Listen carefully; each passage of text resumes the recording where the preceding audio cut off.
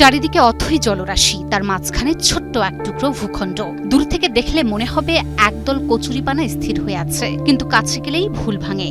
এটি কোনো কচুরিপানা নয়, বরং 4 দশক ধরে পানির মাঝখানে টিকে থাকা এক রহস্যময় কবর।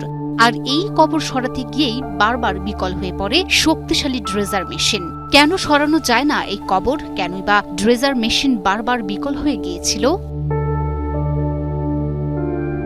নীলফামারীর কিশোরগঞ্জ উপজেলার ছিট রাজীব সরকারপাড়া এলাকা।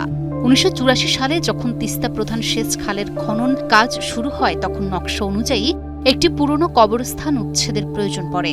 একে একে সব কবর সরানো হলেও একটি কবরের কাছে এসে থমকে যায় আধুনিক প্রকৌশলবিদ্যা।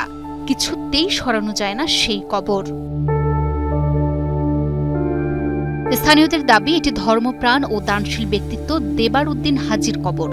জনশ্রুতি আছে, তিনি পায়ে হেঁটে হজ পালন করেছিলেন এবং নিজের বিপুল সম্পদ বিলিয়ে দিয়েছিলেন মানুষের কল্যাণে। কিন্তু তার মৃত্যুর পর তার কবর ঘিরেই তৈরি হয়েছে এক অমীমাংসিত রহস্য।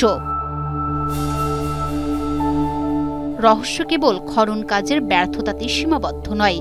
খালের পানি বাড়লে স্বাভাবিক নিয়মেই কবরের উপর দিয়ে পানি বয়ে যাওয়ার কথা, কিন্তু প্রত্যক্ষদর্শীদের দাবি, জোয়ারের সময় পানি বাড়লেও কবরটি অলৌকিকভাবে পানির উপর ভেসে থাকে, আবার ভাটায় তা মাটির সাথে মিশে যায়।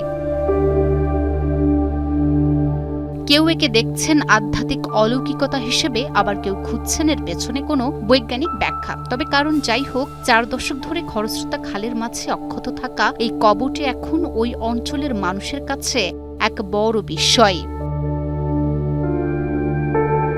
প্রকৃতি কি কোনো বিশেষ কারণে এই সমাধিটি আগলে রেখেছে, নাকি এর পেছনে লুকিয়ে আছে অন্য কোনো রহস্য? উত্তর হয়তো অজানা, কিন্তু পানির মাঝখানে জেগে থাকা এই নিঃসঙ্গ কবরটি প্রতিদিন মনে করিয়ে দেয়, বিজ্ঞানের ব্যাখ্যার বাইরেও পৃথিবীতে অনেক কিছুই থেকে যায় অমীমাংসিত।